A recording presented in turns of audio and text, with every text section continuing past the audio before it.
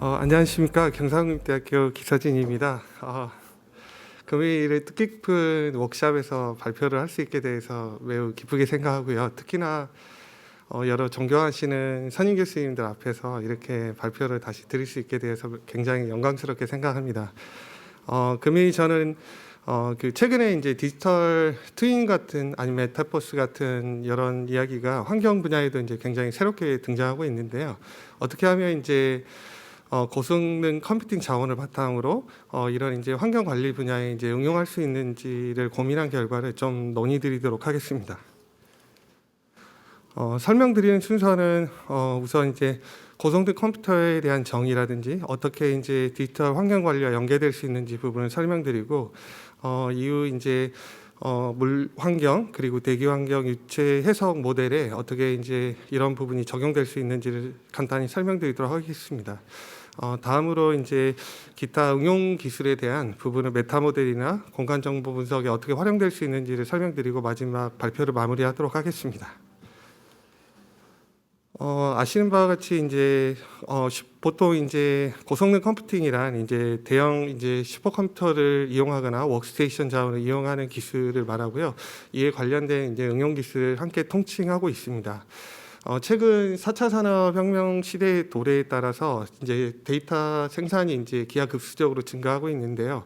그래서 이제 이런 빅데이터를 효율적으로 이제 운영하고 활용할 수 있는 연산 능력 확보가 이제 국가의 미래 기술 및 이제 원동력 확보 차원에서 굉장히 중요해지고 있습니다.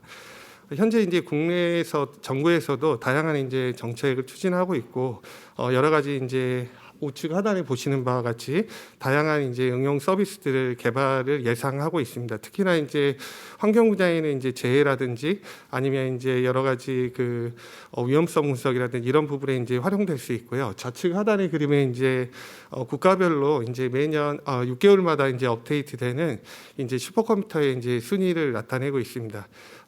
국내 같은 경우는 이제 개수 기준으로 하면 약 7, 8위 정도 현재 하고 있는 것으로 이제 알고 있습니다. 고성능 컴퓨팅을 조금 더 소개드리면 좌측 상단에 보시는 것처럼 이제 일련의 작업 일일을 이제 우측에 보시는 그림처럼 이제 여러 개의 CPU로 분할해서 이제 하는 기술을 일반적으로 이제 병렬 기술이라고 지칭합니다. 가운데 좌측 상단의 가운데 보시는 그림은 하나의 큰 시뮬레이션 영역을 4개의 영역으로 4사람이 이제 예를 들어서 분할해서 작업을 하는 영역 그 작업을 말하고요. 우측에 보시는 그림은 이렇게 이제 4개의 작업으로 분리됐을 때 점선으로 보시는 좌측 우측 상단에 보시는 점선으로 보시는 이상적인 이제 연산 속도 향상이 기대되고 있습니다. 그러나 이제 일반적으로 하드웨어나 이제 소프트웨어적인 이제 여러 가지 문제로 인해서 이렇게 이제 붉은색으로 보시는 것처럼 이렇게 어느 정도 CPU 개수를 무한정 이렇게 늘렸다 하더라도 어느 정도 이제 포화 상태에 도달하는 이제 이런 기술적인 한계가 있습니다. 하단의 좌측 그림에 보시면 병렬 프로그램을 적용하는 기술을 이제 여러 그 종류로 구분할 수가 있습니다. 대체적으로 이제 그 쿼드코어 같은 여러 가지 이제 CPU 자원이 있는 부분에서 3D 기반으로 이제 병렬을 달성하기도 하고요. 또한 이제 우측에 보시는 것처럼 별도의 이제 프로세서를 분할되는 이제 프로세서 기반으로 병렬 프로그램을 실행할 수가 있습니다. 또한 이제 최근에 각광받고 있는 이제 GPU 기반의 이제 수천 개 있는 GPU 기반의 연산 자원을 활용해서 이렇게 이제 병렬 기술을 할 수가 있고요. 우측 하단에 보시면 이제 좌측에 보시는 이런 이제 3D 기반의 병렬 프로그램을 작성하는 이제 모델 오픈MP가 있고 또한 이제 별도의 프로세스 자원을 활용하는 MPI 병렬 프로그램 모델이 있습니다. 또한 이제 GPU 기반의 이제 병렬 프로그램을 달성하는 쿠다라든지 오픈CL이 있고 또한 이제 최근 슈퍼컴퓨터나 이제 워크스테이션이 다양한 이제 이기종 컴퓨터로 구성되어 있기 때문에 이런 이제 프로세서 기반의 프로그램 모델과 MPI와 GPU 기반의 프로그램 모델을 병합하는 이종 프로그램도 현재 활용되고 있습니다. 디지털 트윈 플랫폼은 현재 이제 효율적인 이제 여러 가지 그 물 관리 의사 결정을 지원할 것으로 예상되고 있습니다. 좌측 상단에 보시면 이제 디지털 트윈에 관련된 이제 여러 가지 이제 그 요소 기술들이 제공이 되고 있는데요. 이를테면 이제 시뮬레이션이라든지 클라우드 컴퓨팅 그리고 AI 이런 기술들이 있습니다. 다만 이제 우측 상단에 보시는 것처럼 이렇게 다양한 이제 고해상도 모니터링이 이제 환경 분야에 적용되고 있는데요. 이런 자료를 이제 효율적으로 활용하기 위해서는 앞서 설명드린 이제 하드웨어나 소프트웨어적인 이제 이런 인프라 개선이 필요할 것으로 예측되고 있습니다. 또한 이제 최근에 그 연계 모델 운영도 이제 강조되고 있습니다. 좌측 하단에 보시는 것처럼 댐과 하천을 연계 운영하는 기술이라든지 아니면 하천과 하구원 그리고 이제 지표수와 지하수 등과 같은 이런 이제 연계 기술도 이제 최근에 그 중요성이 증가하고 있어서 이런 부분에서도 이제 고성능 컴퓨팅이 필요할 것으로 예측하고 있으며 우측에 보시는 그 포커스 모델은 1단계부터 이제 4단계로 초급 모델부터 이제 고급 모델까지 구성이 되어 있는데 수화시나 수완 같은 이런 이제 통합 인터페이스 내에 보면 토양 모델이나 아니면 이제 지표수 모델이 병합되어 있어서 이러한 모델을 이제 효율적으로 구동하기 위해서도 고성능 컴퓨팅 자원은 이제 필요하다고 볼 수 있겠습니다. 데이터 기반 모델과 약간 다른 이제 메타 모델 기술은 이제 중고급 모형의 이제 모델을 활용하여서 다양한 이제 시뮬레이션 시나리오를 적용하여서 이러한 모델을 다시 이제 기계학습이나 회귀 방법으로 이제 축소하는 이런 이제 모델 기술을 이야기합니다. 통상 이제 토양 분야에서 이런 기술들이 활용되고 있고 이 기술의 이제 단지 장점이라면 보다 적은 입력 변수를 사용하여서도 원 모델 중고급 모델과 같은 유사한 이제 성능을 가질 수 있다는 이제 장점이 있습니다. 다만 이제 이러한 시뮬레이션 결과를 방대하게 수행해야 되기 때문에 여기에서도 이제 고성능 컴퓨팅 자원이 이제 필수적이라고 할 수 있겠습니다. 다음으로는 이제 그 환경 분야에 적용해봤던 이제 경험이 있던 이런 부분에 대한 연구 결과를 설명드리도록 하겠습니다. 앞서 잠시 말씀드린 대로 이제 기존의 시뮬레이션 프로그램 모델들은 이제 CPU를 10개 이상을 늘려서 아무리 시뮬레이션을 적용하여도 대체로 이제 10배 이상의 스피드를 내기 어렵다는 이제 구조적인 문제가 있습니다. 이런 이제 문제는 이제 소프트웨어 알고리즘의 문제도 있고 또한 이제 하드웨어나 이제 통신에 관한 이제 여러 가지 프로토콜의 이제 문제점이 예를 들 수 있습니다. 보다 이제 수화수의 상세한 사유는 이제 보시는 바와 같고요. 하단에 이제 좌측의 그림은 이제 수화과 HSP 같은 1차원 모델에 이제 다양한 이제 유역 연산을 각각의 이제 프로세서에 할당을 할 때 중유역에 있는 그 유역 같은 경우는 상유의 유역의 정보를 계산이 끝난 정보를 받아야 되기 때문에 시간적인 지연이 이제 발생할 수밖에 없는 이제 구조적인 문제점을 앓고 있습니다. 또한 이제 우측에 있는 그림처럼 3차원의 이제 마이크 C 같은 프로그램에도 다양한 이제 인접한 셀과 상하류의 셀들의 데이터 교환이 이제 필요하게 됩니다. 그래서 먼저 계산이 돼야 되는 이제 셀들 간에 이제 데이터 교환이 원활하지 않으면 이때도 이제 마찬가지로 그 속도 지연이 이제 발생하는 구조적인 문제점이 있습니다. 그래서 이제 이런 병목 현상이 일어나는 그 문제점을 이제 저희가 이제 찾기 위해서 그 리눅스 기반의 이제 프로그램들을 이용하여서 저희가 이제 개설하는 연구를 진행하였습니다. 특히나 이제 그 붉은색으로 보이시는 G프루프 같은 이제 속도 루틴별 속도를 이제 프로파일링 할 수 있는 이런 이제 프로그램들을 이용하고 또한 메이크 같은 이제 개선된 프로그램을 다시 재컴파일링하는 그 유틸리티 그리고 이제 디프 같은 이제 직렬 연산과 병렬 연산의 정확도 결과를 이제 비교할 수 있는 이런 유틸리티들을 활용하였습니다. 그리고 하단에 이제 보시면 이제 기존에 이제 mem셋이라는 그 서브루틴이 하나 탑재가 되어 있는데 이 부분을 저희가 이제 포트란으로 다시 이제 그 스레드 기반으로 이제 병렬 프로그래밍화해서 재컴파일링해서 테스트하는 이제 그 루틴을 나타내고 있습니다. 그래서 저희가 이제 다양한 배열을 테스트했을 때 약 이제 10%에서 50% 이내의 이제 스피드 향상을 얻을 수 있었던 결과입니다. 저희가 이제 개발한 코드는 이렇게 수략적으로 이제 가장 큰 그 상류 콜로라도 유역과 수략적으로 이제 가장 작은 이제 가장 말단의 이제 소유역에서 각각 테스트를 하였습니다. 사용하는 이제 입력 자료는 일반적인 이제 토지 용도라든지 이런 이제 기상 자료 이런 자료들이 있고요. 또한 이제 인계치에 따라서 그 적용된 이제 레이어에 대한 인계치에 따라서 다양한 이제 그 유역의 개수를 그 HRU 개수를 이제 구현할 수 있기 때문에 그런 다양한 유역을 구성하여서 이제 테스트를 진행하였습니다. 좌측에 상단에 이제 보시는 그림이 이제 그 각 개별 루틴별 이제 그 서브 루틴의 이제 연산 속도 소모량입니다. 그래서 붉은색 밑줄로 보고 계시는 곳이 지금 이제 가장 그 시간을 많이 소요하는 이제 서브 루틴을 나타내고 있습니다. 하단의 그림은 이제 저희가 이런 이제 서브 루틴을 저희가 병렬 스레드 기반의 이제 병렬 프로그램을 사용하여서 연산 속도를 이제 단축한 내용을 나타내고 있습니다.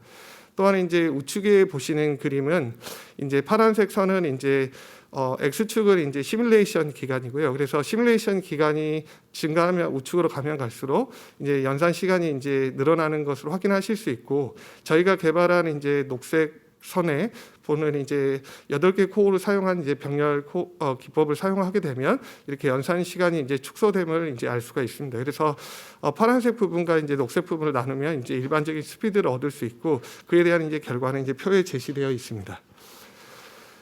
다음은 이제 UC 데이비스에서 비슷한 연구를 진행한 내용을 소개 잠시 드리도록 하겠습니다. 칼퍼프 모델은 이제 일반적으로 대기 확산 모델로 알려져 있고, 비정상 상태에서 대기 오염원의 이제 이동을 모사합니다. 주요 이제 프로그램 구성은 이제 바람장을 계산하는 칼멧, 그리고 이제 확산을 계산하는 부분, 그리고 이제 후처리 부분으로 이제 구성이 되어 있습니다. 여기서는 이제 프로세서 기반의 이제 병렬 프로그램을 탑재하여서 연구를 진행하였습니다. 이제 시뮬레이션 영역은 이제 크게 1000km 이 정도 되어 있고, 가로의 해상도는 4km by 4km, 그리고 이제 12개의 연직층으로 구성되어 있습니다. 기존에 이제 연구한 결과에 따르면 이제 스레드 기반의 연산을 이런 연구에 적용했을 때 약 2배의 연산 속도 향상을 얻을 수 있었고, 반면에 GPU 기반을 할 때는 이제 5배 정도 연산 속도 향상을 얻을 수 있었습니다. 다만 이제 직렬 연산과 병렬 연산이 이제 불일치해서 이런 이제 문제점이 있어서 이 팀이 이제 다시 재연구를 진행하였습니다. 우측에 보시는 그림처럼 직렬 연산과 병렬 연산의 이제 최종 결과가 이제 같아야 되는데요.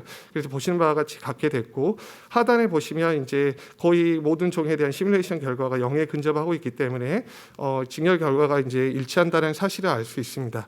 또한 좌측에 보시는 그림은 이제 그 CPU X축을 보시면 이제 프로세서의 개수가 증가하면서 효율이 이제 감소하는 이런 구조로 되어 있는데, 앞서 보신 것처럼 그 스피드 향상을 반대로 이제 적용한 프로세스의 개수로 n으로 이제 나누게 되면 이제 효율은 이제 점차 이제 감소하는 구조입니다. 그래서 이제 보시는 바와 같이 이제 CPU를 아무리 늘려도 이제 효율이 점차 어느 지점으로 이제 수렴하는 이제 이런 것들을 보실 수가 있는데요. 그래서 이제 이런 부분이 이제 향후에도 지속적으로 이제 개선되어야 될 거로 판단하고 있습니다. 다음은 이제 유체 해석 모델에 대해서 잠시 말씀드리겠습니다. 기존에 앞서 2개의 이제 모델 같은 경우는 이제 병렬 프로그램 모델이 탑재되어 있지 않습니다. 다만 이제 이 프로그램 같은 경우는 이제 자체적으로 내장하고 있어서 기본적인 이제 옵션만 사용하면 이런 이제 프로그램을 병렬화할 수가 있는데요. 이 프로그램의 이제 구성 자체는 이제 하단에 좌측에 보시는 것처럼 전처리, 그다음에 이제 표준 설버, 그다음에 이제 후처리로 이제 구성이 되어 있습니다. 그래서 이제 표준 설버를 이용해서 이제 일반 연구자들은 편리하게 적용할 수 있고, 또한 이제 병렬화도 할 수가 있습니다. 그래서 이제 이 후처리 나온 결과를 우측에 그림에 보시는 것처럼 파라비라는 이제 프로그램을 이용해서 이제 간단하게 이제 시각화할 수 있게 이렇게 이제 구성이 되어 있습니다. 다만 이제 한 연구에서도 지금 이제 프로세서 기반의 이제 그 병렬 프로그램 모델이 탑재가 있는데, 이 모델을 이용해서 1차원과 2차원 이제 편미분 방정식에 적용해 봤더니 이 수치 해석의 최종 결과가 다르다는 이제 결과가 제시된 바가 있습니다. 그래서 좌측에 보시는 그 내용이 이제 직렬 연산과 병렬 연산의 이제 그 결과를 나타내고요. 우측에 보시는 내용이 서로 다른 이제 시뮬레이션 타임에서 직렬과 여러 가지 이제 도메인을 분류했을 때 그 차이를 수치에서의 결과의 차이를 이제 나타내고 있습니다. 일반적으로 이제 비슷하지만 자세히 보시면 이제 좀 다르다는 걸 이제 아실 수 있습니다. 또한 이제 메타 모델은 좌측에 보시는 것처럼 이제 다양한 이제 그 프로그램을 활용해서 이제 그 특정 모델을 활용해서 다양한 시나리오 조건을 좌측 상단과 하단에 보시는 조건을 줄 수가 있습니다. 그래서 그 우측에 보시면 이제 테스트한 조건의 이제 그 데이터의 개수를 나타내고 하단에 보시는 바와 같이 굉장히 이제 정확한 결과를 얻을 수 있다는 내용을 알 수가 있습니다. 로제타 프로그램 같은 경우는 이제 토양 모델에 탑재가 되어 있는 프로그램입니다. 그래서 거기에서도 보시면 이제 좌측 하단에 보시는 것처럼 여러 가지 이제 수리학적 파라미터를 이용을 해서 저희가 이제 정확성을 이제 향상할 수 있다는 이런 연구의 또 다른 이제 사례입니다. 공간 정보 분야에도 이제 병렬 프로그램 모델이 점차 이제 활용되고 있습니다. 좌측 상단에 보시는 것처럼 이제 정확성이나 이제 안정성 문제에 따라서 이제 유료와 무료 프로그램을 구분할 수도 있고, 또한 이제 산업별로 하단에 보시면 여러 가지 랭귀지들이 이제 사용됨을 알 수 있습니다. 그리고 우측에 보시면 연도별이나 아니면 이제 분야별로 지원 언어를 사용하는 것도 다른데, 다만 이제 한 가지 주의할 사항은 이제 GIS 작업 자체가 이제 굉장히 로드가 클 경우에는 특별하게 이제 추천되는 언어가 이제 다름을 알 수가 있습니다. 그리고 이제 마지막으로 이제 오픈 프로그램 지금 이제 아크 GIS 자체에도 이제 아크 GIS 프로로 이제 변환되고 있는데, 여기에는 이제 더 많은 기존보다 툴들이 탑재가 되고 있습니다. 마지막 내용은 요약은 이제 그 설명 내용으로 이제 가름하도록 하겠습니다. 네, 감사합니다. 예, 기서진 교수님 발표 잘 들었습니다. 예, 그러면 시간이 너무 지체돼서 다음 발표로 이어나가도록 하겠습니다. 다시 한번 감사드리고요. 이어서 기후 위기 시대의 지속 가능한 미래 물 관리에 대해서 한밭대학교의 박정수 교수님께서 발표를 이어나가서 해주시겠습니다. 큰 박수 부탁드립니다.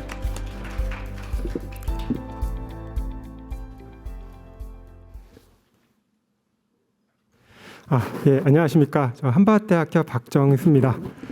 앞서 이승엽 교수님께서 기서진 교수님 비슷한 말씀을 해주셨는데, 이렇게 앞서 많은 선임 교수님께서 많이 발표하신 좋은 내용들을 많이 듣고 오늘 정말 공부할 수 있는 기회가 된 것 같습니다. 저는 이제 학교에 제가 온 지가 연구 기간이 많지 않아가지고 오늘 정말 많은 공부도 할 수 있었던 것 같습니다. 제가 말씀드릴 내용은 구체적인 연구 사례는 아니고요. 제가 이제 연구를 수행하면서 좀 느꼈던 부분들과, 제가 이제 예전에 이제 오늘 이제 저희 세션의 이제 주제가 이제 자연과 이제 물의 공존인데, 이제 제가 물 관련 업무를 하면서 이제 자연 생태계 관련된 업무를 좀 할 경험들이 좀 있었습니다. 이제 그때 이제 경험한 것들과 느꼈던 부분들을 간단히 한번 정리를 해서 좀 새로운 내용이라기보다는 아마 이미 알고 계시는 부분들을 좀 간략하게 요약하는 내용이 되지 않을까 싶습니다. 다들 아시고 계신 것처럼 이제 작년에 이제 물관리 기본 계획이 이제 수립이 되면서 상당히 이제 크게 강조한 부분이 이제 자연과 인간의 어떤 균형이라는 부분인 것 같습니다. 그리고 이제 세부적인 추진 전략들 속에서도 상당 부분 많은 내용들이 나눠져 있지만은 자연과 인간의 공존, 그리고 이제 기후 변화라는 것이 이제 실존하는 그런 상황으로 받아들인 상황에서 기후 변화가 주는 이제 물관리 입장에서 봤을 때 이제 관점은 극한 가뭄이나 극한 홍수 같은 이제 극한 그런 기후가 발생한다는 것들이고, 이런 것들에 대응하기 어떻게 이제 자연의 어떤 기능을 활용하고, 또 우리가 기존의 인프라들을 물순환이라든지 물의 투수율이라든지 이런 것들을 관리해서 좀 물 관리를 잘 할 수 있을까 하는 부분들을 전략들을 제시하고 있는 것 같습니다. 그래서 앞서서 또 발표해 주신 내용처럼 전 세계적으로도 이제 기후 변화라는 게 한 20-30년 전에도 이제 기후 변화 얘기는 계속 있었고요. 근데 그 당시에 생각을 해보면은 이제 찬성하는 분들과 기후 변화라는 것이 실제하지 않는다는 그런 의견도 많았는데, 어떻게 보면 지금은 이제는 기후 변화라는 것을 다들 이제 현실로서 이제 받아들이고 구체적인 대안을 세우는 상황이 아닌가 싶습니다. 그래서 물과 위생, 그리고 기후 변화, 그리고 생태계까지, 이건 이제 육상 생태계이긴 하지만 사실 육상과 담수 생태계가 어떻게 보면 이제 서로 연결이 돼 있기 때문에 같은 맥락을 하지 않을까 싶습니다. 우리나라 이제 물 관리 관련 이제 현황을, 변화한 상황을 간단히 한번 다시 생각을 해보면 아마 많이들 이제 경험을 하신 분들이라 제가 간략하게만 다시 한번 말씀을 드리면은, 제가 실제로 이제 실무로서 이제 경험을 했던 부분은 아마 요지음이 아닐까 싶습니다. 이제 2000년대 초에 2000년 정도로 기억을 하는데, 우리나라 이제 전국 이제 하수 처리장에 새로운 공법을, 도도 처리 공법을 도입하기 위해서 성남으로 기억을 하는데, 이제 한 20여 개 공법들이 도입이 돼가지고 정말 전국 건설사들이 참여를 해서 어떤 기술 대전을 했었던 기억이 나는데요. 이때를 기점으로 해서 이제 상당 부분 이제 하수의 고도 처리에 대한 연구나 질소인 제거 관리에 대한 기술적인 부분들의 연구가 지속이 됐고요. 그리고 2000년대 초에 이제 좀 그때 관심이 사람들이 많아진 것이 그 전에 이제 수질 관리하면은 뭐 BOD, COD 중심으로 얘기를 했던 것들을 이제 생물을 가지고 물의 어떤 특성을 분석하고 이런 분들을 포함을 하다 보니까 우선은 생물이라는 것들이 그 당시에 굉장히 생소한 개념으로 생각을 하다 보니까 이걸 어떻게 그러면 정량적으로 표현할까 하는 부분들을 비롯해서 굉장히 생태계에 대한 관심이 많아졌던 시기가 아닌가 싶습니다. 그래서 2007년에 이제 수질 환경보전법이 수생태법으로 이제 바뀌면서 상당히 이제 이런 부분이 더 강조가 됐고요. 어떻게 보면 이런 기조가 이제 쭉 계속 이어지다가 2018년에 이제 물관리 일원화가 되고 물관리기본법과 이제 물환경보전법 등이 수립이 되면서 좀 더 이런 부분을 또 강조를 하고요. 그리고 최근에는 뭐 굉장히 이제 기후 변화 그리고 자연성 회복 그리고 이제 최근에 많이 빠르게 최근 한 5년 10년 사이에 개발된 이런 다양한 뭐 이런 기술들을 어떻게 잘 활용해서 이런 기후 변화 시대에 대응하고 또 자연과 인간의 어떤 균형도 찾는가 하는 부분들이 요즘에 이제 관심 사항이 아닐까 싶습니다. 법적으로도 우리나라에 보면 굉장히 많은 뭐 생태하천 보전 사업 등에서 굉장히 많은 그런 환경 관련된 법들 그리고 이제 생태계를 고려한 법들이 지속적으로 만들어지고 계속돼 왔고요. 뭐 같은 뭐 내용이 아니고 각자의 다른 사업이지만 큰 틀에서 보면은 결국 이러한 법과 이런 제도를 통해서 이제 자연 그리고 인간이 함께 공존할 수 있는 공간을 조성하고 이 과정 속에서 생태계의 건강성 확보를 하기 위한 노력을 포함하는데 이 큰 틀에서 보면 결국 생태계 건강성 확보라는 것이 충분한 수량을 확보하고 그리고 충분히 활용할 수 있는 그런 좋은 물을 확보하는 부분이 아닌가 싶습니다. 자연 기반 해법이 이제 최근에 이제 굉장히 또 다시 화두가 되는데 사실 뭐 굉장히 긴 역사를 가지고 있고 이 보고서를 제가 보니까 2000년이라고 하지만 이 앞에도 더 있어서 이미 수십 년에 걸쳐서 사실 같은 개념을 가지고 온 그런 개념이 아닌가 싶습니다. 결국은 이제 자연 기반 해법이라는 것은 자연이 가진 그런 큰 기능을 활용해서 우리 인간에게 필요한 그런 물을 관리하기 위한 물을 순환시키고 그리고 수질을 깨끗하게 하고 해서 우리가 필요한 것들을 잘 확보하고 그리고 이제 공존을 위한 생태의 건강성을 확보하는 부분에 상당 부분 자연이 가진 기존의 힘을 활용하겠다라는 노력을 담고 있고요. 그리고 이제 미믹 내추럴 프로세스라는 표현이 굉장히 다양한 의미로 받아들일 수 있지만 큰 틀에서 한번 또 같은 맥락 중에 하나가 내추럴 플로우 레짐이 한 예가 아닐까 싶습니다. 이 논문이 한 20년 전에 발표가 되면서 그 당시엔 꽤 이제 큰 임팩트를 줬었는데요. 간단하게 많은 내용을 담고 있지만 간단하게 요약을 하면은 결국 우리나라의 예를 들면 이제 홍수가 났던 여름철을 보면 댐 건설 전에 그리고 전후에 어떤 조절하천이 되기 전후를 비교를 해보면은 기존에 이런 자연적인 큰 피크가 있던 여름철이 되겠죠. 이런 시기에서 우리가 이제 용수를 사용하기 때문에 댐을 건설하고 하다 보면 이렇게 피크 양이 사라지고 그 이후에 이 물을 가지고 이제 지속적으로 하천에 물을 공급해서 어느 정도 좀 안정적인 유량을 유지하는 그런 형태가 현재 우리나라의 이제 물 관리의 현황이 아닌가 싶습니다. 이 내추럴 플로우 레짐의 개념은 요 유량을 뒤에 가서 다시 한번 좀 전체적인 이 정도의 유량을 다시 재현하기는 어렵지만은 일부라도 재현을 함으로 해서 어떤 자연이 가진 특성을 살릴 수 있다는 내용인데요. 예를 들면 이제 외래종 같은 경우에 이런 홍수나 이런 것들을 사실 경험하지 못한 외래종이 어떤 유역에 들어오면은 이 홍수 때 쓸려 내려가서 이제 그 지역에 못 살고 이런 경험이 될 수 있다면은 이 피크가 사라진 상황에서 이제 외래종이 많이 드러나거나 이런 아니면 하천 지형의 변화가 좀 변하지 않는다면은 이런 전체적인 이런 규모를 재현하기는 어렵겠지만 일부라도 이 정도의 규모를 재현해주면 외래종도 퇴치하고 하천 지형의 어떤 다양성도 유지할 수 있다는 그런 개념입니다. 물론 이제 이거를 이제 실무적으로 실제로 적용을 하려고 하면은 이게 우리나라에 이거를 적용한다고 치면은 아마 이 시기가 태풍 지나가고 한 10월 이 정도가 될 것 같은데 현실적으로 이 시기쯤 되면 댐마다 이 정도의 유량을 방류하는 건 상당히 어려울 거라 생각이 듭니다.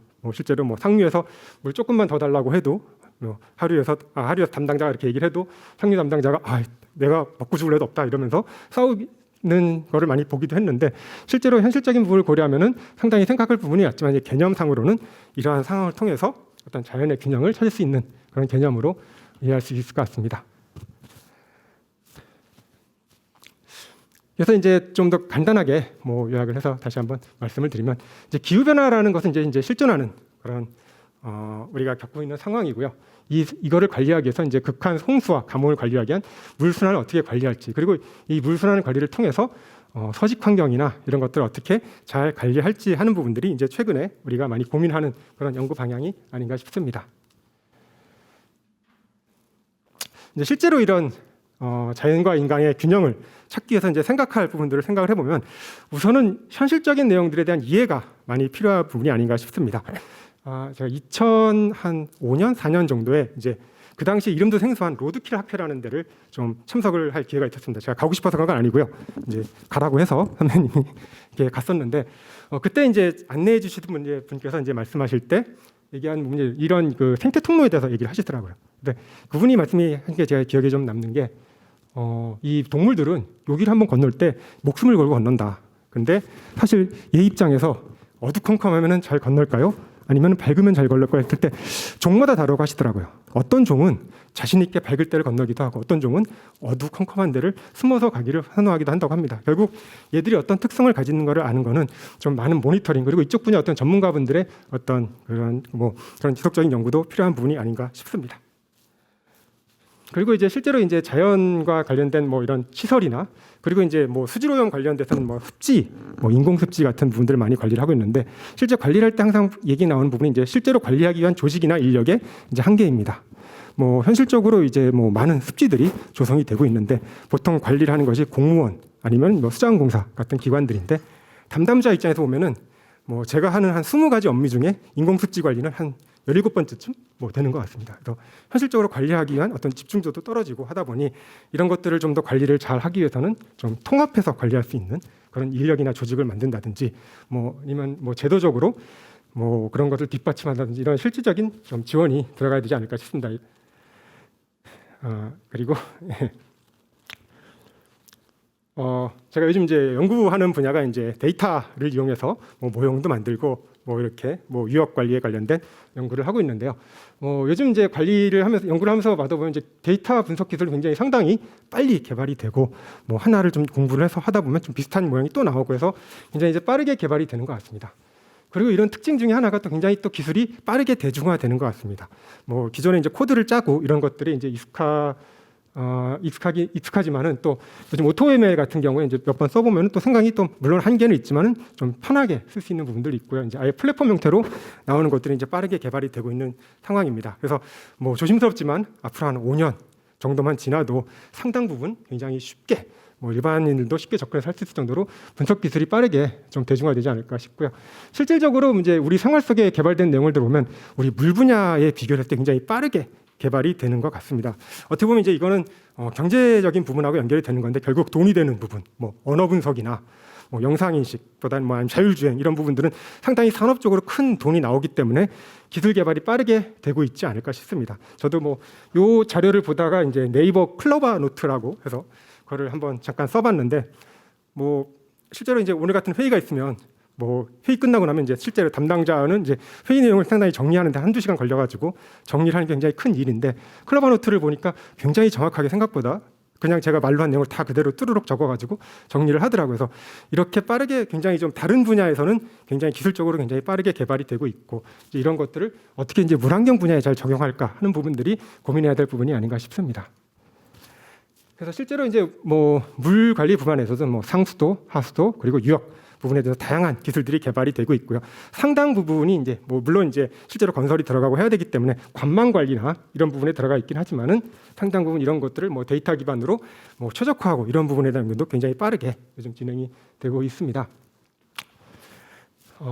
AI 기술은 다들 잘 아시겠지만은 상당 부분 데이터에 입력할 때 사용하는 데이터에 의한 영향을 많이 받는 것 같습니다. 기존에 우리가 사용하던 모델들은 어떤 이제 하수 처리 같은 경우에는 조류의 미생물에 의해서 유기물 제거율, 미생물 사멸율, SRT 이런 부분들의 실질적인 물리적 팩타를 구하는데 상당한 많은 시간을 쓰고 그 팩타를 이용해서 자신 있게 어떤 결과를 도출할 수 있다면은 AI 모델들은 결과가 나왔을 때 이게 그 안에 들어간 가중치들이 환경공학을 하는 입장에서 보면은 잘 이해하기 어렵거나 사실 큰 의미가 없는 그런 임의의 숫자들일 경우도 많이 있습니다. 그러다 보니 이제 모형의 결과를 잘 얻기 위해서는 이제 상당히 양질의 데이터를 얻는 부분이 필요한데 우리나라에서 이제 국가적인 차원에서도 데이터를 관리하기 위한 많은 법들이 빠르게 개정되고 또 시행이 되고 있습니다. 그래서 큰 틀에서 많은 내용을 담고 제가 참아보면은 이제 데이터의 어떤 경제적 가치를 데이터로부터 산출해내고 그리고 아예 데이터를 생산하는 단계에서부터 우리가 기존에 이제 AI를 이용한다는 것은 굉장히 많이 이제 기술들이 활용이 되고 있으니 여기에 사용하기 적합한 형태의 어떤 데이터 취득 단계부터 그런 노력들이 필요하다는 내용들을 최근 개정되는 법령들이 담고 있습니다. 해외 사례를 보면은 미국 같은 경우는 상당히 이제 다들 아시는 구글, 마이크로소프트, 애플 등등 이런 대규모 IT 기업들이 이미 기술력으로는 굉장히 좀 압도적인 그런 시장을 점유하고 있고요. 그래서 이제 국가 차원에서는 이런 그 산업계를 뒷받침할 수 있는 인력 지원, 그리고 좀 더 원활하게 할 수 있는 그런 제도를 만들다고, 그리고 상당 부분 이제 관심을 가지는 부분이 이제 의사 결정에 이걸 실제로 어떻게 활용할까 하는 부분입니다.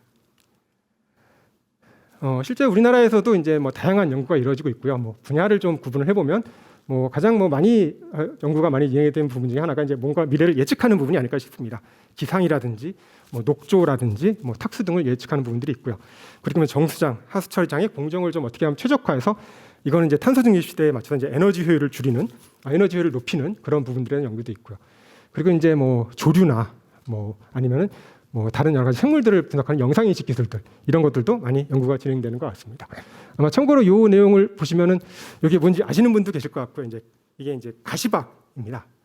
이제 예전에 제가 이제 현장에 근무할 때 업무 중에 하나가 가시박을 뜯어오라는 그런, 이제 위해종입니다. 위해종이니까 현장 가서 가시박을 뜯어야 되는데, 실제로 그 당시에 환경을 담당한 직원 중에 가시박이 어떻게 생겼는지 아는 분이 많지 않으니까 가서 풀이면 다 뿜는, 어떻게 보면 그런 현상이 이루어지는데, 지금 이제 요건 이제 KEI 보고서에 이제 가시박을 분류하는 모형을 이제 욜로를 만들어서 하는 것들을 보고 이제 했는데, 실제로 이제 실무에는 이런 것들이 많이 활용되는데 도움이 될 것 같습니다. 뭐 또 물고기 같은 거 분류하는 경우도, 뭐 예전에 저도 물고기 또 분류를 한 적도 있는데 전문가가 아닌데 하려니까 굉장히 좀 어려움이 있었는데, AI 기술을 해서 이런 것도 만들면 뭐 특정한 몇 개 종 정도를 분류하는 거는 뭐 굉장히 좀 어떻게 보면은 정확도는 좀 떨어질 수 있지만은 실무적으로 도입하는 수준에서는 이렇게 뭐 어렵지 않게 도입할 수 있지 않을까 싶습니다. 그리고 또 한 가지 많이 쓰이는 분야가 이제 어떤 실제로 이런 뭐 모형을 만들거나 어떤 수질이나 이런데 영향을 주는 것들이 어떤 것인지, 이제 어떻게 보면 이 부분은 실제로 이 결정된 부분을 정책 결정이나 의사 결정에 활용하기 위해서 필요한 부분인데요. 요즘 많이 쓰이는 것들은 이제 XAI 뭐 기법들로 해서 설명 가능한 인공지능이라는 것을 가지고 뭐 영향 주는 영향인자들을 도출해내고 이런 모형들도 많이 나오고 있습니다. 근데 더 어려운 부분은 어떻게 보면 이제 이렇게 도출된 팩터들을 가지고 실질적으로 이게 우리가 알고 있는 물리적인 혹은 뭐 유역의 오염원 현황 이런 것들과 어떻게 정말로 좀 정답이 나올 수 있게 잘 연결해서 그것들을 해석하는가 하는 부분이 아닌가 싶고요. 이제 이쪽 부분도 이제 계속 좀 연구가 필요한 부분이 아닌가 싶습니다. 뭐 간단하게 이제 마무리를 하도록 하겠습니다. 우리나라 이제 최근 몇 년 사이에 굉장히 물환경 측정망, 저는 이제 물 관련 연구를 하다 보니까 이제 물환경 측정망을 굉장히 자주 들어가게 되는데요. 굉장히 몇 년 사이에 인프라 이제 플랫폼도 굉장히 예뻐지고 데이터도 굉장히 풍성해진 것 같습니다.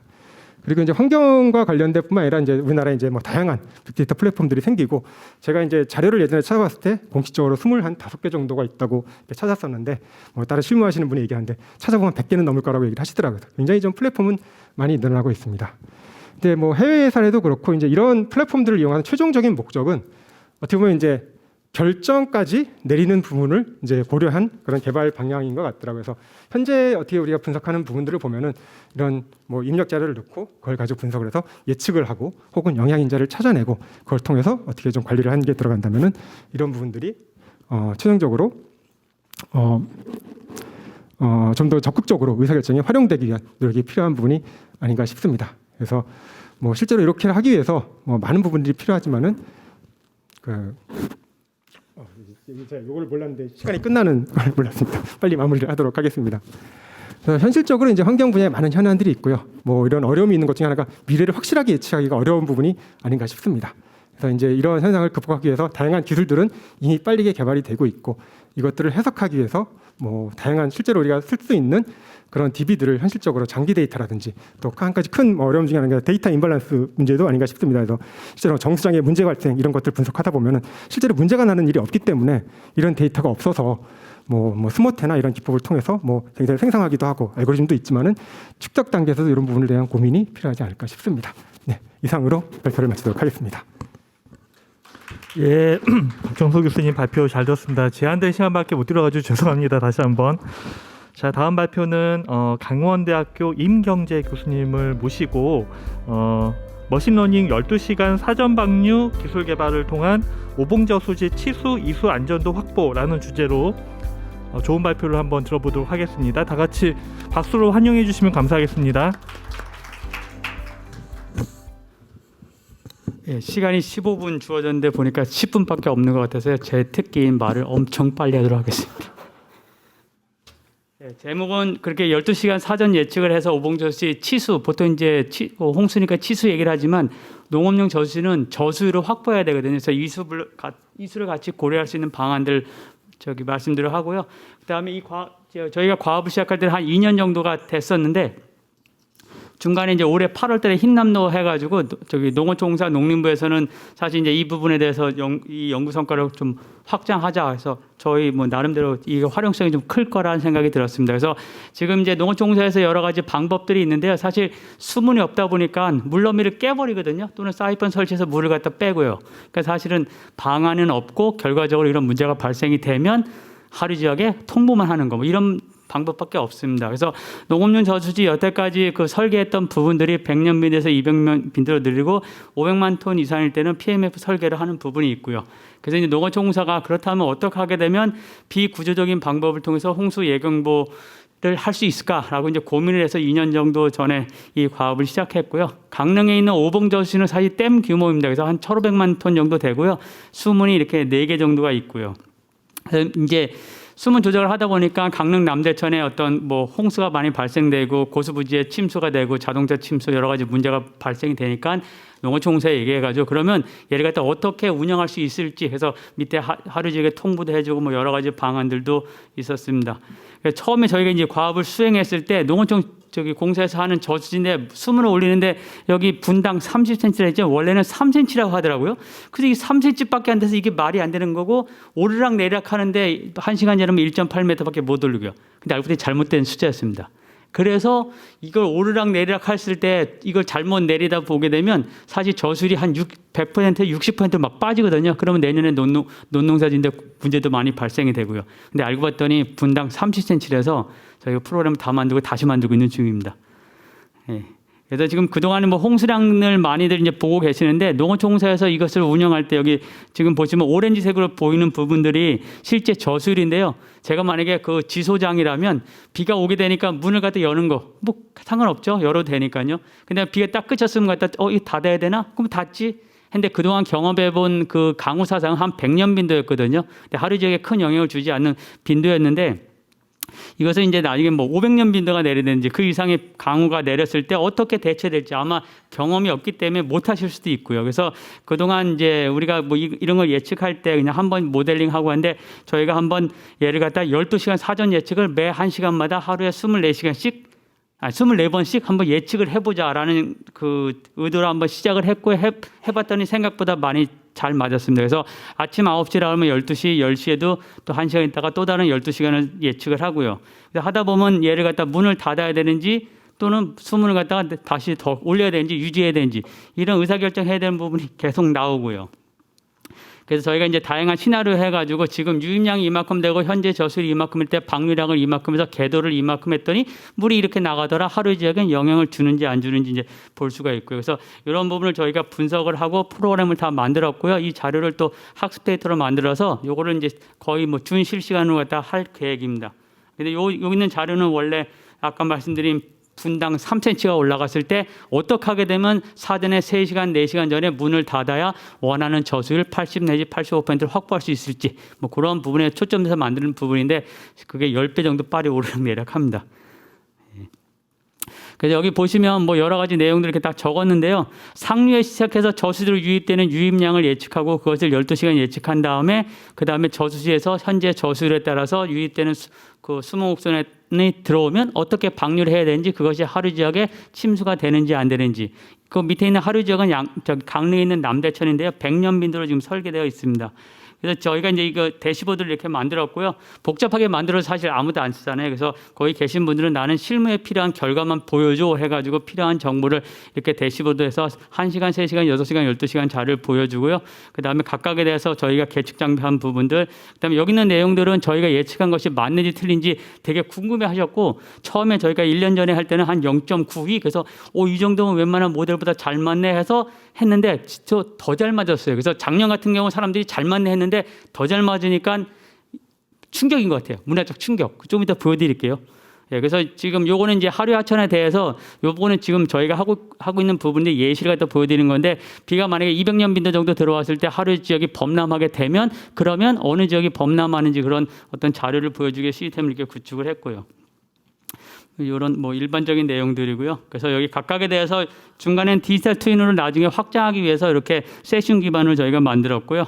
예, 그래서 지금 만약에 500년 빈대가 왔을 때 하루 지역이 범람하는지 아닌지를 볼 수가 있고요. 그래서 이런 자료들은 지금 한 100가지 정도 시나리오를 갖다 저희가 만들고 있거든요. 방류량 조건, 그다음에 하루 지역에 지류가 하나 들어가는데 좀 유역이 커서 그에 대한 영향들 같이 볼 거고요.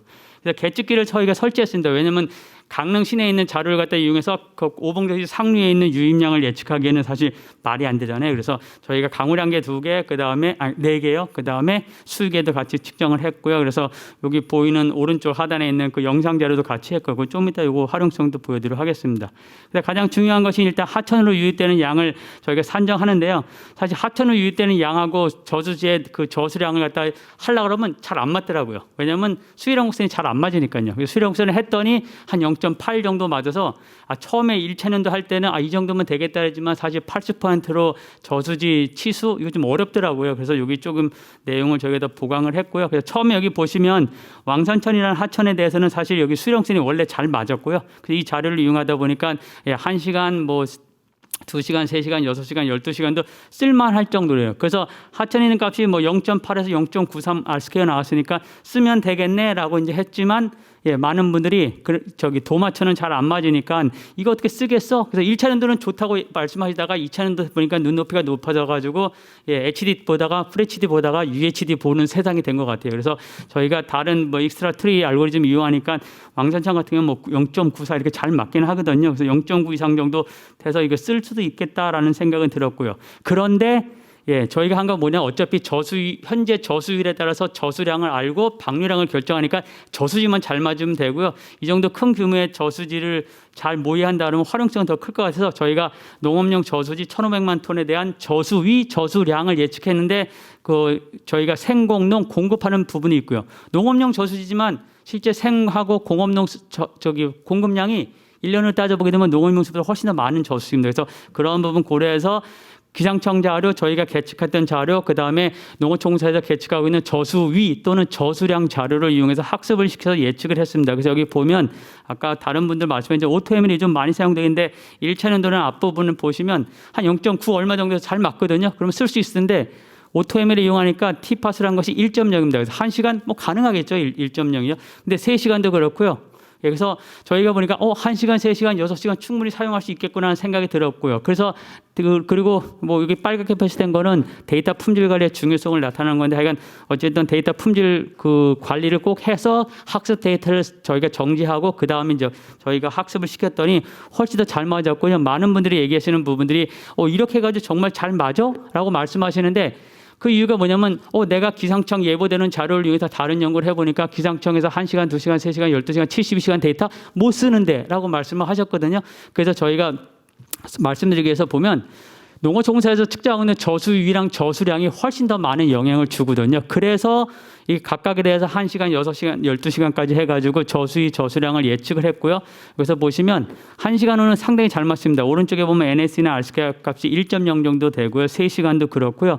그다음 6시간 되니까 0.999, 그다음 12시간도 0.99 얼마. 그래서 사람들이 이때부터는 안 믿기 시작하더라고요. 너네들 이 데이터가 정말 맞는지 저희한테 증명하라고 해가지고 사실 되게 답답했고요. 그다음에 저희도 충격을 받았지만 시간 지남에 따라서 이렇게 하면 되긴 되겠다라는 것이 봤으니까 됐는데 처음 보시는 분 특히 현장에서 물 관리를 직접 경험에 의해서 하셨던 지수형님은 충격을 좀 많이 받으신 것 같아요. 그래서 이런 부분들이 앞으로 우리가 컬처럴 쇼크 같은 것 같고요. 그래서 저희가 이렇게 보시면 비가 올 때 데이터 보게 되면 다행스럽게 0.98로 떨어졌습니다. 그래서 다행스럽게 생각을 했고요. 그래서 저희가 그러면 기상청 자료를 보게 되면 실제 생각보다 잘 안 맞는데요. 누적 강우량이 됐던 근데 핵심이 뭐냐면 저수위랑 저수량 데이터가 많은 영향을 주고요. 심지어 하루 지역의 하천에 있는 수위가 상류에 영향을 주거든요. 그 이유는 뭐냐면 기상이라는 것이 포인트가 면으로 할 때 다 같지 않으니까 하루 지류에 있는 강우량 자료, 수위 자료가 강우량 같이 연계되는 부분인 것 같고요. 그래서 저희가 이 귤은 잘 하면서 왜 수위 자료는 안 믿으시는지 이렇게 자료를 좀 했던 부분이고요. 그래서 실제 저희가 예측되는 부분들을 그날 오면서 캡처해서 잘 맞춘다 보여드렸던 자료입니다. 그래서 저희가 이제 이렇게 해서 방류 어떻게 되는 부분이고요. 시간이 별로 없어서. 그래서 실제 여기 보시면 지금 오봉저수지에서 만약에 500년 빈도가 왔을 때 저수지가 있어서 28개 지점이 침수가 일어나거든요. 근데 저희가 12시간 사전 예측을 통해서요. 원류되는 지점이 12지점으로 줄어들었고요. 그래서 100년 미도로 설계된 그 밑에 있는 하류지는 남대천도 200년 빈도가 왔을 때 침수가 제로이면 사실 활용성이 되게 클 것 같아서 그러한 부분들 저희가 지금 이제 한 100개 시내를 하고 있고요. 100년 미도도 확 떨어집니다. 그래서 12시간 사전 예측을 통해서 이게 가능하다라는 생각이 들었고요. 그리고 이제 아까 말씀드린 그 농업용 저수지, 경주에 있었던 저수지에도 보면 그때 농식품부 과장님이 새벽 5시까지 보고 있다가 6, 7시 사이에 넘칠 뻔했다고 하셨는데 사실 이렇게 하면 낮과 밤에 이제 수위를 갖다 읽을 수 있는 부분들이 간단하게 농어총에서 하고 있는 CCTV 케이블만 연결시키면 수위를 읽을 수가 있거든요. 그래서 이러한 기술 활용될 수 있으라 생각이 들고 일반 하천에서도 가능할 것 같고요. 노란색 펜인데 쭉 칠하면 훨씬 더 정확하게 잘 맞을 것 같습니다. 그리고 거의 마지막입니다. 그래서 이거는 저희가 이제 이제 농어총에서 관리하고 있는 수로가요, 지구를 4바퀴 정도 돌 정도로 엄청나게 많다고 하거든요. 그러한 곳에 농어총사 직원들도 직접 가본 적은 없고요. 그래서 저희가 이제 이렇게 이제 GIS 데이터, 그래서 드론을 이용해서 이 경로를 갖다 다 같이 가고요. 여기 나온 영상을 갖다 저희가 받을 수 있거든요. 현재 지금 풀 HD까지 받을 수 있는데 그 자료를 딥러닝하고 연결시켜서 저희는 농어총사에서 뭐를 담수를 했는지 모내기를 했는지 여부를 갖다 판단하는 딥러닝 모형을 연결시켜서 하는 작업을 하고 있고요. 아까 저희 박정희 교수님 얘기하셨던 가시박도 학습시켜서 이렇게 하게 되면 차단될 수 있으라 저는 생각이 됩니다. 이거는 이제 맨 마지막인데요. 그래서 저희도 이제 아까 여러 가지 있었는데 욜로를 활용해서 하셨던 부분인데 이거는 유네스를 이용해서 했던 부분이거든요. 그래서 이렇게 어떤 영상을 학습시켜서 하는데 여기서 핵심은 22장의 영상을 다운로드 받아서 하게 되면 이렇게 능이버섯도 잘 찾을 수 있으라 생각이 됩니다. 그래서 향후 이제 등산을 한번 다니겠습니다.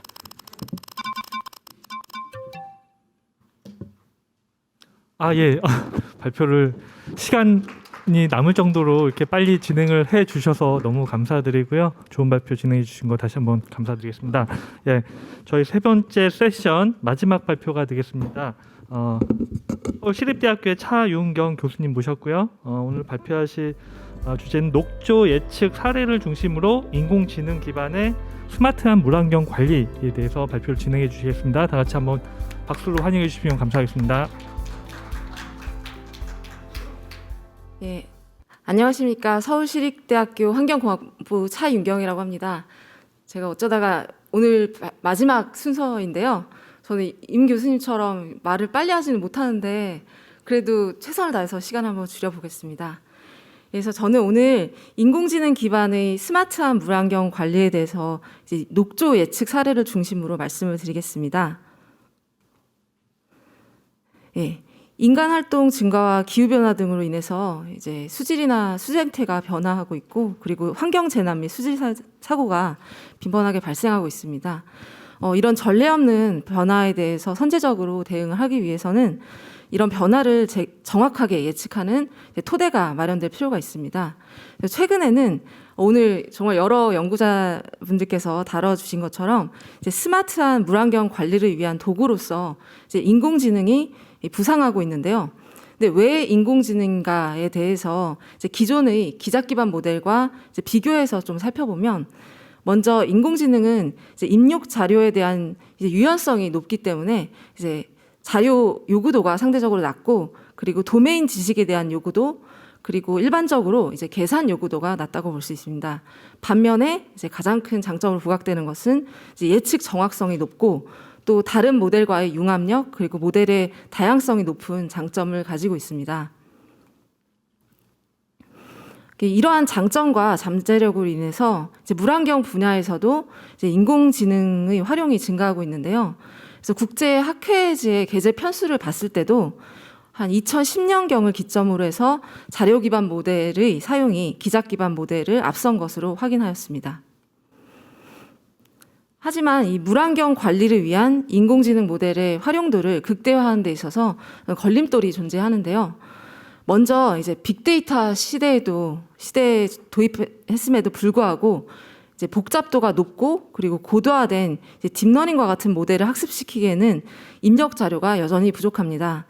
그래서 국가 측정망 자료를 우리가 한번 살펴보면 수질 자료는 일반적으로 이제 주 단위 혹은 월 단위로 측정이 되고 생물 자료는 그보다 일반적으로 측정 주기가 더 낮습니다. 그리고 물환경 데이터는 보통 이제 점 단위로 측정이 됩니다. 이렇게 이제 낮은 공간 해상도 그리고 낮은 시간 해상도의 자료로 이제 물안경 변화의 그런 급격한 시공간적 변동성과 거동을 파악하는 데는 이제 한계가 있습니다. 그리고 인공지능 모델은 일반적으로 이제 구조가 이제 불투명해서 입력 변수와 출력 변수 사이의 관계를 설명하기 어렵고, 그리고 그 모델 구조 안에 이제 기작이 부재하기 때문에 이로 인해서 예측에 대한 해석이 미비한 그런 한계점을 가지고 있습니다. 그래서 이런 해석력의 결여는 이제 물안경 악화나 사고 원인에 대한 파악을 어렵게 하기 때문에 이제 물안경 관리 적용에도 걸림돌로 작용할 수 있습니다. 그래서 이런 인공지능 모델의 과제를 해결하기 위한 방안으로 오늘은 인공지능 메커니즘 간 융합, 그리고 기장 모델과 인공지능 모델의 융합, 그리고 차세대 데이터 활용을 통해 자료의 시간 해상도와 공간 해상도 향상, 그리고 해석력을 향상시킨 사례에 대해서 소개해드리겠습니다. 먼저 인공지능 메커니즘 간 융합을 통한 입력 자료의 시간 해상도 향상 사례에 대해서 말씀드리겠습니다. 이 연구에서는 이 모델 구조를 보시면 브릿지와 그리고 리테인이라는 유용한 메커니즘을 결합을 했는데요. 먼저 이 브릿지는 우측에 설명된 것처럼 이제 여러 입력 변수의 상관관계를 학습하고, 그리고 각 입력 변수의 결측 패턴을 학습을 합니다. 이를 통해서 이제 모든 예측 변수의 시간 해상도를 확장하고 통일하는 기능을 수행하였습니다. 그리고 이제 리테인이라는 시계열 딥러닝 이 구조는 예측에 있어서 중요한 시점이나 변수에 대해서 집중해서 학습을 하기 때문에 효율적으로 학습을 할 수가 있고, 그래서 그런 어텐션 메커니즘이라는 것을 가지고 있습니다. 그리고 이 중요한 시점이나 변수에 대한 해석 정보를 보존하기 때문에 예측의 정확도와 함께 이제 모델의 해석력을 향상시키는 역할을 수행하였습니다. 그래서 이 융합 모델의 이제 브릿지라는 메커니즘을 통해서는 이제 좌측에 보시는 것처럼 이제 원래는 자료가 1단위부터 월 단위까지의 자료가 있었는데 이 시간 해상도를 확장해서 별도의 수동적인 조작 없이도 1단위 입력 자료를 생산하였습니다. 그래서 이 융합 모델의 성능을 보시면 우측 표와 같이 이제 독립적인 검증 데이터에 대해서 이제 R-스퀘어 값이 0.9 정도로 높았고, 그리고 1단위로 예측을 수행하면서 이제 시계열 그래프에서 보시는 것처럼 이제 급변하는 녹조의 시간적 변동성을 잘 포착하였습니다. 이렇게 융합 모델에서 보존된 어텐션 정보를 분석하면 이제 그래프가 이제 많은데요. 이제 이게 이제 전체 예측에 대해서도, 그리고 개별 예측들에 대해서도 이제 시점별로 변수의 중요도를 해석할 수 있습니다. 그리고 다음은 이제 기장 모델과의 융합을 통한 입력 자료의 시공간 해상도 향상 사례에 대해서 말씀드리겠습니다. 그래서 이 융합 모델에서는 먼저 델프트 3D라는 기작 기반 수체 모델에서 이제 녹조에 영향을 미치는 것을 우리가 알고 있는 그런 여러 인자들의 자료를 이제 면 단위로 생산하였습니다. 그리고 이 자료를 이제 셀프 어텐션 2D GAN이라는 이제 인공지능 모델의 입력 자료로 활용하였습니다. 그리고 이 인공지능 모델의 이제 제너레이터라는 모듈에서는 녹조에 대한 예측을 수행하였고, 그리고 이 디스크리미네이터라는 모듈에서는 면 단위 그리고 점 단위로 예측에 대한 판별을 해서 성능을 최적화하였습니다. 그래서 이 융합 모델의 성능은 이제 기작 기반 모델보다 우수한 성능을 보이는 것으로 나타났고, 또한 이 모델도 이제 어텐션 메커니즘을 포함하고 있기 때문에 이제 면 단위로 변수 중요도에 대한 해석을 제공하였습니다. 다음은 이제 인공위성이나 드론 등 차세대 영상 자료를 활용한 입력 자료의 공간 해상도 향상 사례에 대해서 말씀드리겠습니다. 먼저 인공지능 활용 사례에 대해서 말씀을 드리면 센티넬2라는 그런 인공위성으로부터 다중 분광 자료를 획득하였고, 그리고 이를 인공지능 모델의 입력 자료로 사용하여 이제 모델을 학습, 최적화, 그리고 검증하였고, 이를 우리나라의 여러 호소, 이 예시에서는 예당지 사례를 보여주고 있는데요. 면 단위로 클로로필 A를 예측하였습니다. 다음은 이제 다중 분광보다 더 세밀한 파장에 대한 반사도 자료를 가지고 있는 이 초분광 자료를 입력 자료로 활용하기 위해서 저희는 딥 베이지안 네트워크라는 인공지능 모델을 개발하였습니다.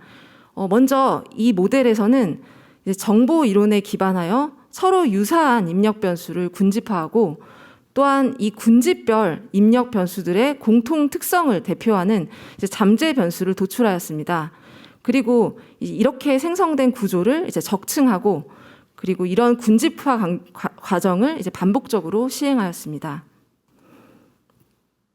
그래서 이 연구에서는 대청호의 초분광 현장 반사도를 입력 자료로 사용해서 남조류 색소인 클로로필 A와 피코시아닌을 동시에 예측하는 딥 베이지안 네트워크를 구축했습니다. 그리고 예측 결과에 대해서 다른 연구자분들도 보여주신 것처럼 이 쉐비라는 사후 해석 기법을 적용하였습니다. 그래서 쉐 분석 결과를 기반으로 이제 남조류 색소 예측에 있어서 중요한 군집이 무엇인지 판단하고 또한 군집별로 이제 중요한 개별 파장이 무엇인지 토대로 그 중요한 파장들을 선정하였습니다.